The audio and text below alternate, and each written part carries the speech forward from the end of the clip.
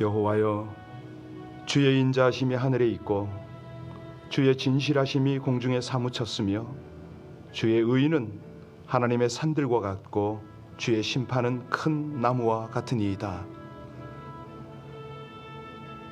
우리 하나님께서 그 인자하심으로 이 백성들을 살피시고 모든 위험에서 보호하시며 필요로 충만하게 공급하시는 하나님, 진실로 생명의 원천이 주께 있사오니 오늘도 주님의 빛 안에서 주의 생명을 누리고 우리 하나님의 그 길을 따르기를 원합니다. 모든 주를 의뢰하는 백성들을 향하여 긍휼과 풍성하신 은혜로 함께하는 이 아침이 되게 하여 주옵소서. 예수님 이름으로 기도하옵나이다. 아멘. 매주 월요일은 우리가 마음을 모아서 선교지, 특별히 선교사님들을 위해서 기도하는 그런 날로 정하고 있습니다. 아시다시피 선교지 어느 한 곳 안전한 곳이 없습니다. 팬데믹 때문에도 그렇고 지금 각 영적 전쟁의 치열한 현장이기 때문에 더욱 그렇습니다. 우리 기억나는 대로 선교사님들을 위해서 기도할 텐데 미얀마에서 수고하는 우리 김영민 선교사님이 이번 주 중에 미국으로 방문을 합니다. 아시다시피 코로나19 때문에 굉장히 투병 중에 어려움을 겪으셨지 않습니까? 감사하게도 어느 선교단체가 우리 선교사님 가족을 백신 마치도록 일체의 비용을 제공을 하면서 모시고 오는 걸로 알고 있습니다. 이제 이번 기회에 우리 교회도 방문하게 될 텐데 우리 김영민 선교사님의 가족의 그 미국 방문과 함께 백신 접종 모든 절차가 하나님 은혜 가운데 잘 진행되도록 기도를 해주시고요. 우리 전영애 선교사님 미얀마에서 많은 수고 가운데 있습니다. 어려운 가운데 고군분투하고 있는데 그것도 참관을 하고 있으니까 여성의 몸으로 만만치 않으실 텐데 위에서 기도 부탁드리고요. 특별히 우리와 직접적인 파송 관계는 없지만은 아프가니스탄에서 지금 숨어서 생명의 위협 가운데 최선을 다하고 있는 우리 선교사님들, 모든 지역에 있는 우리 LA도 할 것도 없습니다. 선교사님들이 가장 어려운 가운데 있는데 후원과 건강 관리 모든 문제가 어려움을 당하고 있죠. 이럴 때 하나님의 공급과 능력과 보호가 그들 가운데 함께 할 수 있도록 우리 합심으로 함께 간절히 기도 올리겠습니다. 아버지 하나님, 하나님의 은혜로 이 백성들이 주 앞에 있습니다. 이 마지막 때를 살아가는 백성들이기에 주님께서 부탁하신 지상 명령을 감당해야 되는 엄중한 세월 가운데 있기에 다시 한번 우리 선교사님들, 사랑하는 주의 백성들, 아버지 하나님의 일꾼들을 주님 앞에 올리며 간절한 마음으로 기도합니다. 하나님, 우리 미얀마 또 페루, LA를 비롯한 중동권에 있는 여러 사역자들, 공산권에 있는 사역자들 한 분 한 분을 주님 기억하옵소서. 아버지 하나님, 저들 가운데 하나님의 긍휼과 하나님의 보호와 하나님의 공급이 함께 하시기를 간절히 원합니다. 저들의 몸도 추스리기 어려운 상황에서 현지인들을 섬기고 하나님의 몸된 교회를 섬길 때 아버지 하나님 담대하게 하옵소서. 위경 중에도 우리 하나님의 능력이 저들 가운데 나타나서 많은 이들이 하나님의 살아계심을 보게 하여 주옵소서. 이 위기가 오히려 저들에게는 복음을 전하는 기회가 되게 하시고 아버지 하나님을 더욱 철저히 의뢰해서 하나님의 능력, 아버지 하나님의 공급, 하나님의 기적 속에서 날마다 살아갈 수 있도록 은혜 주시기를 간절히 원합니다. 우리 멕시코의 여러 선교사님들, 우리 주님께서 저들에게도 하나님의 능력 주시기를 간절히 원합니다. 하나님, 도처의 팬데믹 때문에 어려움을 당하고 있는 이 상황 속에서 주님 오실 날이 심히 가까움을 철저히 깨닫게 하시고 그로 말미암아 깨어서 신앙생활하는 모든 현지인 선교 지역 될 수 있도록 은혜를 베푸시되 그곳에서 복음의 역사가 더 왕성하게 일어나는 하나님의 은혜를 허락하여 주옵소서. 모든 선교사님들을 우리 아버지 하나님의 거룩한 보호 날개로 덮어주시고 그들 가운데 우리 아버지 하나님께서 행하시는 구원의 역사가 날마다 풍성히 일어나게 하여 주옵소서. 가족들을 지켜주시고 필요를 채워주시고 모든 질병 가운데 건강으로 우리 아버지 하나님의 나라를 섬길 수 있도록 주의 은혜가 함께 하시기를 간절히 원합니다. 아버지 하나님, 모든 영적 전쟁에서 넉넉히 승리하게 하여 주옵소서. 예수님 이름으로 감사하며 간절히 기도하옵나이다.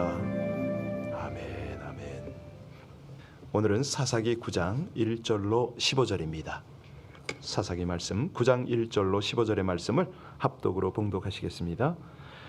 여룹바알의 아들 아비멜렉이 세겜에 가서 그의 어머니 형제에게 이르러 그들과 그의 외조부 집의 온 가족에게 말하여 이르되 청하노니 너희는 세겜의 모든 사람들의 귀에 말하라. 여룹바알의 아들 70명이 다 너희를 다스림과 한 사람이 너희를 다스림이 어느 것이 너희에게 나으냐. 또 나는 너희와 고륙임을 기억하라 하니 그의 어머니의 형제들이 그를 위하여 이 모든 말을 세겜의 모든 사람들의 귀에 말하매 그들의 마음이 아비멜렉에게로 기울어서 이르기를 그는 우리 형제라 하고 바알브릿 신전에서 은 70개를 내어 그에게 주매 아비멜렉이 그것으로 방탕하고 경박한 사람들을 사서 자기를 따르게 하고 오브라에 있는 그의 아버지 집으로 가서 여룹바알의 아들 곧 자기 형제 70명을 한 바위 위에서 죽였으되 다만 여룹바알의 막내 아들 요담은 스스로 숨었으므로 남으니라.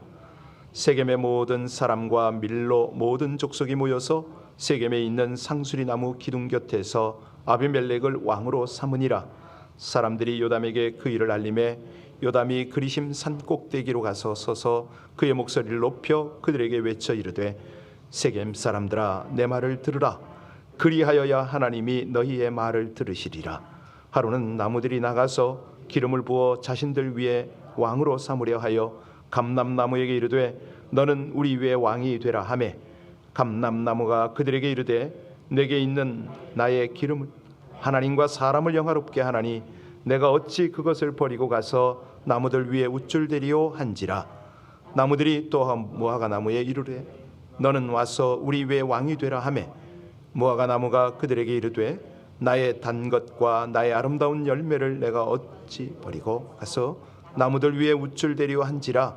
나무들이 또 포도나무에게 이르되 너는 와서 우리 위에 왕이 되라 하매 포도나무가 그들에게 이르되 하나님과 사람을 기쁘게 하는 내 포도주를 내가 어찌 버리고 가서 나무들 위에 우쭐대리오 한지라.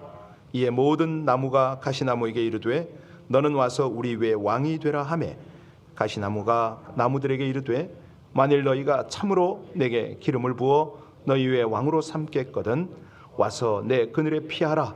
그리하지 아니하면 불이 가시나무에서 나와서 레바논의 백향목을 사를 것이니라 하였느니라. 아멘. 우리가 지금 기드온과 그 아들 아비멜렉 이야기를 살피고 있습니다.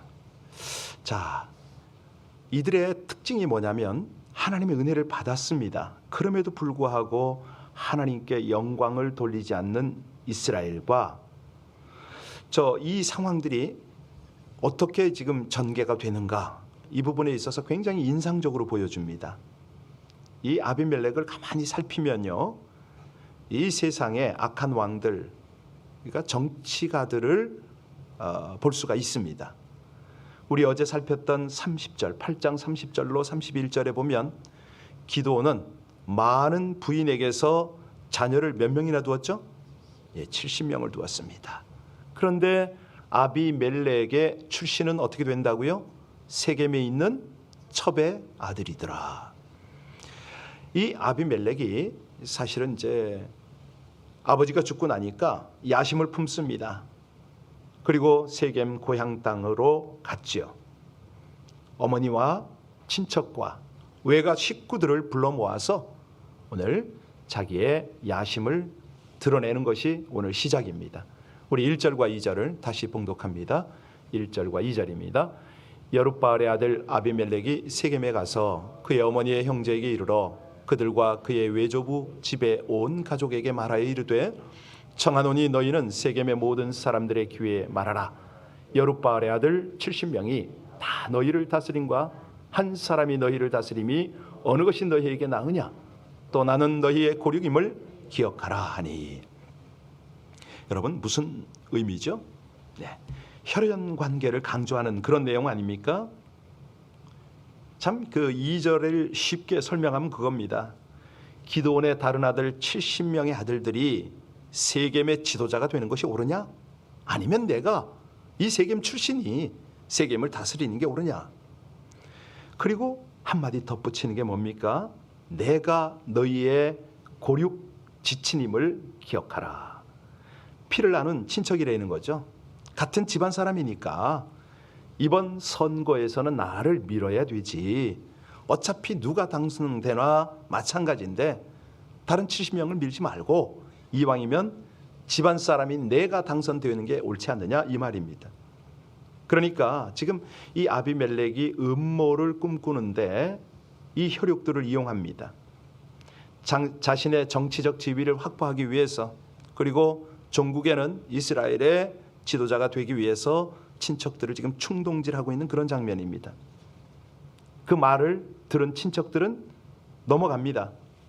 자기들이 알지도 못하는 70명보다는 세겜 지방에서 자기들을 잘 알고 자기들에게 뭔가 이익을 줄 수 있는 그를 선출을 하는 거죠. 3절 보겠습니다. 3절입니다. 그의 어머니의 형제들이 그를 위하여 이 모든 말을 세겜의 모든 사람들의 귀에 말하며 그들의 마음이 아비멜렉에게로 기울어서 이르기를 그는 우리 형제라 하고. 보니까 이런 행동을 우린 뭐라 그러죠?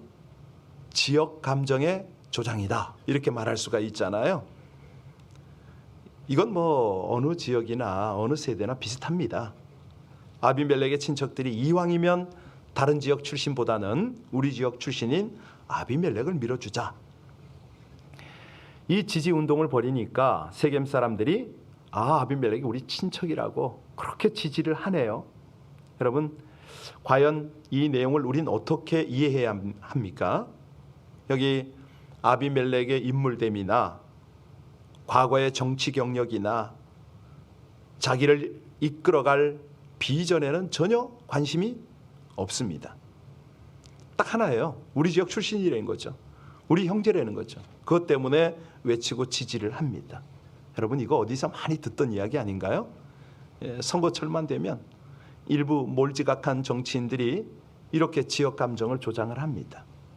자, 이 세겜 사람들은요, 동향 출신이라는 이유 한 가지로 아비멜렉을 지지하는 것뿐만 아니라 정치 자금을 대주네요.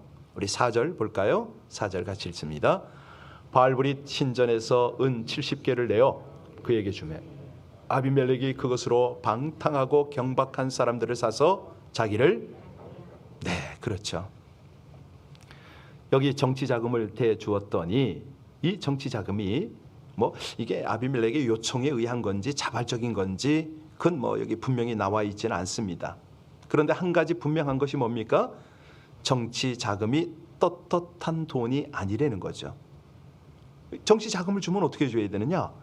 자신들이 땀 흘려 번 돈을 주어야 되거든요. 그런데 여기 부정한 방법이 나와 있습니다. 바알 우상에게 바쳤던 헌금 중에서 은 70개를 다시 꺼내서 정치 자금으로 줬다. 검은 돈이죠. 그랬더니 아비멜렉은 그 돈으로 어떤 세력을 매수했다고요? 조폭들을 매수했다. 그걸로 거사를 일으킵니다. 5절 보겠습니다. 5절 같이 봉독합니다. 오브라인은 그의 아버지 집으로 가서 여룻바알의 아들 곧 자기 형제 70명을 한 바위 위에서 죽였을 때 다만 여룻바알의 막내 아들 요담은 스스로 숨었으므로 남으니라. 아니, 이 깡패들을 동원해서 한자리에 있는 아무 죄 없는 자기 형제들을, 그것도 무려 70이나 되는 자기 형제를 무차람하게 학살했다. 그리고 왕자에 오르는 거예요. 여러분, 이거 어떤 느낌이 드세요? 아비멜렉은 아버지 기드온이 자신과 자신의 아들들은 이스라엘 왕이 되지 않겠다고 했잖아요. 우리 어제 보았지 않습니까? 23절에 그 말씀을, 아버지의 말씀을 어긴 겁니다. 그가 왕으로 추대된 게 아니잖아요. 혈연 관계를 앞세우고 친척들의 도움을 받고 지역 감정을 부추겨서 세겜 사람들로부터 정치 자금을 받은 다음에 조폭을 동원해서 무력으로 살인을 저지르고 스스로 왕이 되었다. 이게 이제 아비멜렉의 모습입니다. 그런데 그나마 이 70형제들이 무참하게 죽임을 당했을 때 요담이 한 명이 다행히 숨어 있다가 목숨을 건질 수가 있었습니다. 그리고 이 아비멜렉이 왕위에 올랐다, 이 소식을 듣고 그리심산 꼭대기에 올라가죠. 여러분, 그리심산 맞은편에는 뭐가 있죠? 에발산. 예, 잘 아시네요. 그렇습니다. 이 산이 뭐 나중에 우리 예수님 때 오면 이제 어느 산이냐 뭐 이런 것도 있긴 한데, 이 산의 지형을 보면요, 일종의 원형 극장처럼 그렇게 생겼답니다. 무슨 소리냐면, 우리 예수님께서도 광야에서 수백 수천의 사람에게 설교를 하시고 그랬잖아요. 그 당시 음향이 없었죠.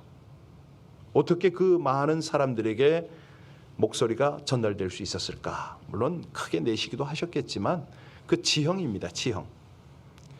일종의 원형 극장처럼 돼서 그 아래에서 말씀을 하면 마이크 없이도 산 위까지 들린다. 요담이요, 그 그리심산 꼭대기에서 세겜 사람들을 향해서 외칩니다. 그 유명한 네 나무 이야기입니다. 이제 이 네 나무 이야기는 오늘, 내일, 모레 계속해서 이제 이 구장으로 연결이 됩니다. 그러니까 이 네 나무 이야기는 비유 설교라고도 할 수 있는데, 우리가 잘 아는 대로 요약하면 그러잖아요. 어느 날 숲속의 나무들이 감람나무를 찾아간 거예요. 우리를 다스려 달라고, 우리 왕이 되어 달라고. 자, 그런데 감람나무는 뭐라고 그러죠?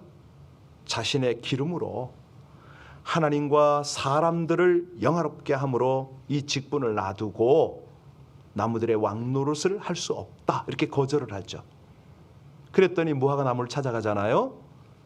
자, 무화과 나무 역시 나의 단 것, 나의 아름다운 실과를 버리고 내가 나무들 위에 군림하는 왕이 되지 않겠다라고 거절을 합니다. 이번에는 포도나무에게 가서 요청을 하지만 역시 포도나무도 하나님과 사람을 기쁘게 하는 내가 이 일을 버리고 나무들 위에 군림하는 왕이 되지 않겠다. 다들 이런 지하에 거절을 합니다. 드디어 가시나무에게 가서 왕이 되어달라고 요청을 하죠. 자, 그런데 가시나무는 감람나무나 무화과나무나 포도나무와 다른 반응을 보이는 것이 오늘 15절 아닙니까? 자, 15절 같이 읽겠습니다. 가시나무가 나무들에게 이르되 만일 너희가 참으로 내게 기름을 부어 너희 위에 왕으로 삼겠거든 와서 내 그늘에 피하라. 그렇지 아니하면 불이 가시나무에서 나와서 레바논의 백향목을 사를 것이니라 하였느니라. 그렇습니다. 여기 내 그늘에 와서 피하라, 무슨 뜻이죠?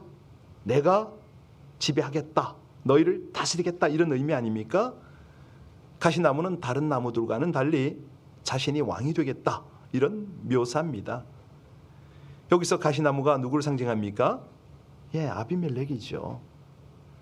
네 나무 이야기에 등장하는 가시나무는 부당한 방법으로 왕이 되었던 아비멜렉에 대한 비유였습니다. 혈연을 앞세워서 주의 여론을 조성하고 지역 감정 조장해서 정치 자금 모으고 검은 돈으로 조폭 동원해서 쿠데타를 일으키고 자신의 수많은 형제들을 죽인 후에 왕위에 오른 이 아비멜렉을 비유로 말하는 거지 않습니까? 자, 그러면 여기서 하나님이 우리에게 주시는 교훈이 뭘까요? 여러분들께서 각각 큐티를 하고 본문을 묵상하면서 각각의 은혜가 다르실 겁니다. 저 같은 경우에는 한 몇 가지를 지금 뽑을 수가 있는데요. 자, 이 네 가지 나무 중 감람나무를 좀 봅니다.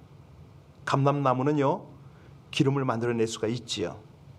그 기름으로 어둠을 환히 밝힐 수가 있습니다. 그러니까 한마디로 자신의 자리를 지키는 거죠. 여기 무화과나무 역시 아름다운 열매를 맺어서 사람들의 입을 즐겁게 해줄 수가 있잖아요. 포도나무도 그렇고. 한마디로 이 나무들은 사람들에게 유익을 주는 나무들입니다.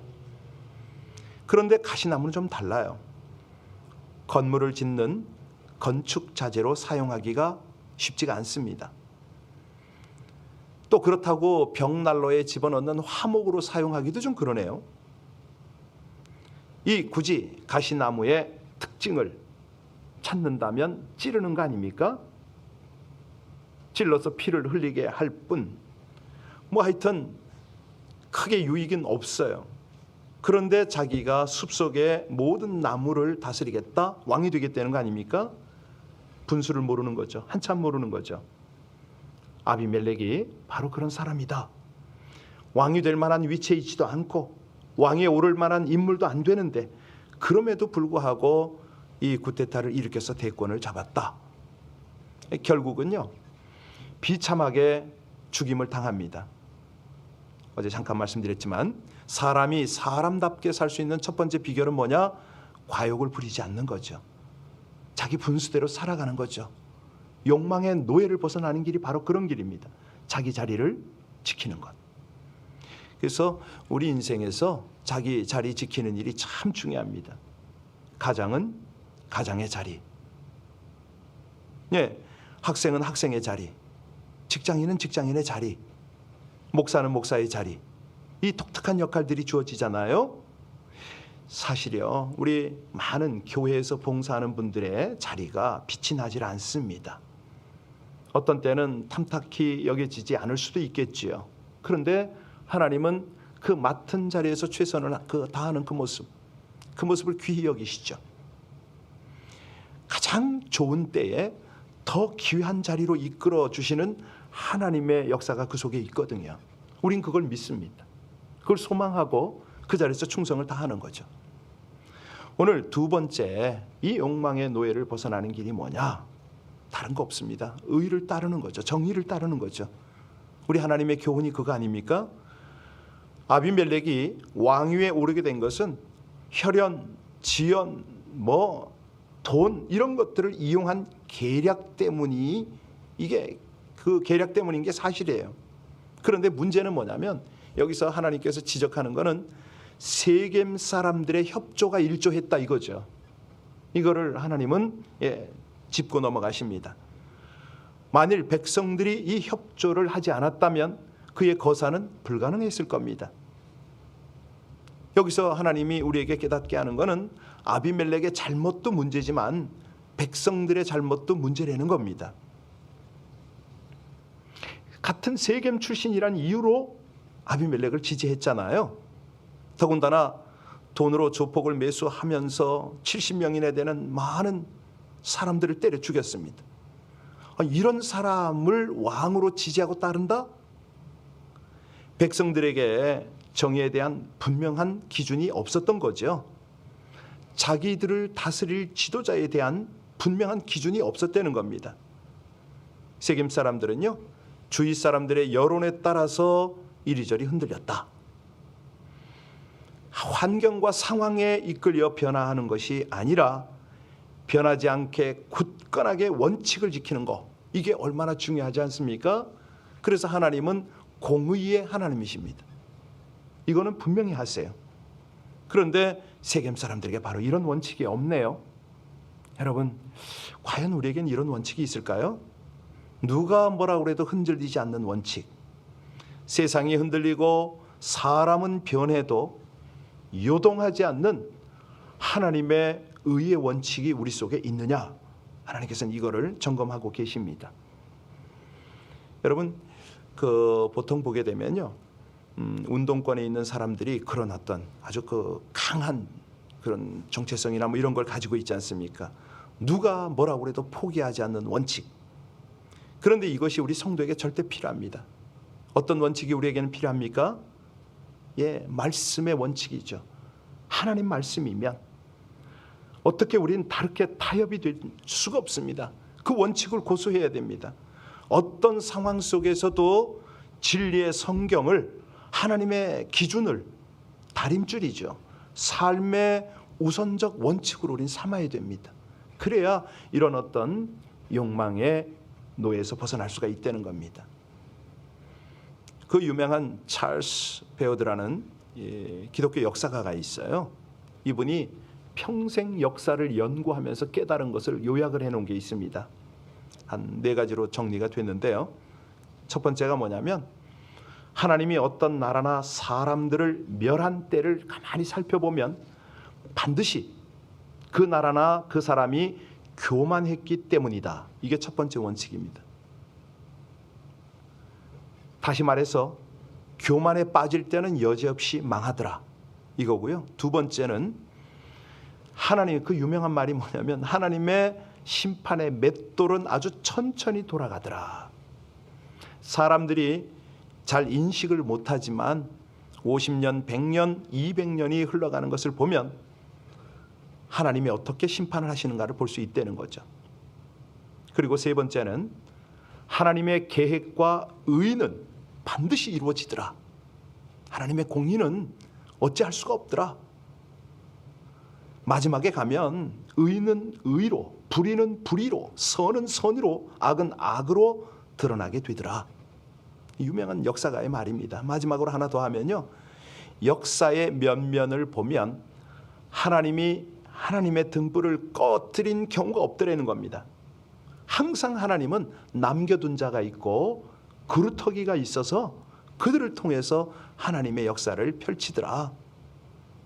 마지막에는 선과 악으로 구분되고요. 그래서 히브리서 9장 27절이 이 말을 반증을 하잖아요.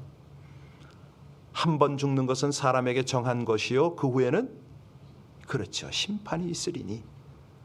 반드시 이것을 우린 생각을 해야 됩니다. 마지막에 우리가 심은 대로 거두는 거죠.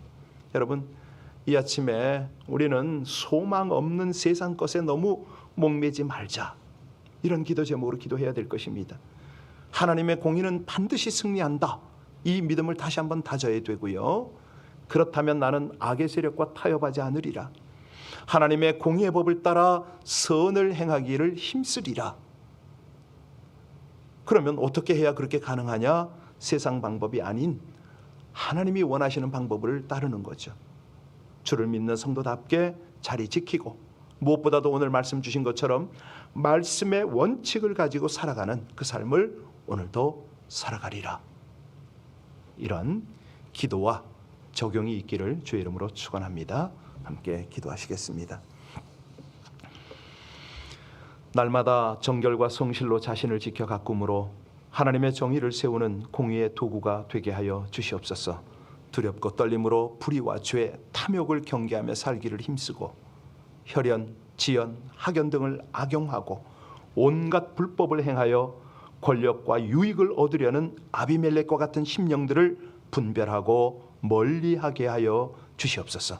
악한 세력들이 성도와 교회를 해하고 승리하는 것처럼 보여도 공의의 하나님께서 당신의 때에 당신의 방법으로 모든 악행들을 반드시 심판하심을 잊지 않고 하나님의 심판대 앞에 언제라도 설 수 있도록 말씀과 성령 충만으로 주를 닮아가는 언행일치의 신앙과 사명 감당에 충성하여 하나님 나라와 교회를 세우게 하여 주시옵소서.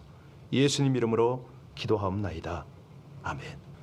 오늘 새벽에는 낯선 분이 한 분 참석을 했습니다. 우리 어제 한국에서 왔는데요, 최현준 목사님 저기 계신데 같이 인사들 나누시길 바랍니다. 저는 1박 2일로 여정이 좀 있어서 좀 다녀올 때가 있습니다. 내일 아침에는 우리 김기현 목사님께서 말씀을 전해 주시게 되고요, 저는 주일날 아침에 뵙도록 하겠습니다. 우리 함께 기도할 때 오늘 말씀을 다시 한번 되새기시면 참 좋겠습니다. 하나님의 법도를 따르는 것이 가장 평탄하고 영광스러운 삶인 것을 확신하고 감사하면서, 하나님 오늘 아침도 교훈을 주셔서 감사합니다. 우리가 이 길을 다시 한번 온전히 따르기를 원하오니 성령으로 하나님의 말씀으로 우리를 주장하시옵소서. 이렇게 기도를 시작할 것입니다. 여러분, 많은 기도 제목이 있지 않습니까? 우리 주변에 건강 때문에, 또 관계 때문에, 여러 가지 재정 때문에, 신분 때문에 어려운 이들이 많습니다. 이 아침에 함께 우리 선교 지역뿐 아니라 많은 어려움 당하는 이들을 하나님 앞에 올려드리며 한 분 한 분을 올려드리며 같이 기도하겠습니다. 아버지 하나님, 하나님의 은혜로 이 아침이 주님 앞에 간구할 수 있는 복된 시간이 되었음을 찬양합니다. 감사합니다. 우리의 모든 삶이 온전히 주의 아버지 하나님의 섭리와 경륜 가운데 있음을 고백합니다. 할렐루야. 하나님께서 도우시고 우리 아버지 하나님이 저를 주장하시면 하나님 일마다 때마다 주께서 주장하심을 믿습니다. 오 할렐루야. 우리 하나님의 기름 부음으로 충만하게 하시고 아버지 하나님의 역사로 하나님의 도우심을 함께하여 주셔서 주의 백성들이 우리 하나님 앞에 간절히 구하는 그 기도 때문에 하나님의 하나님의 영광이 충만하게 하시기를 간절히 원합니다. 사랑하는 아버지 하나님, 이 아침에 기도하다가 아버지 하나님의 안위와 성령의 기름 부음을 아버지 하나님께서 깨닫게 하시고 더 깊은 기도의 자리로 이끌어가는 그 은혜를 누리게 하여 주시옵소서. 하나님의 말씀, 주신 말씀 붙잡고 기도하다가 아버지 하나님 더 깊은 중보로 하나님을 섬기게 하여 주옵소서. 감사합니다.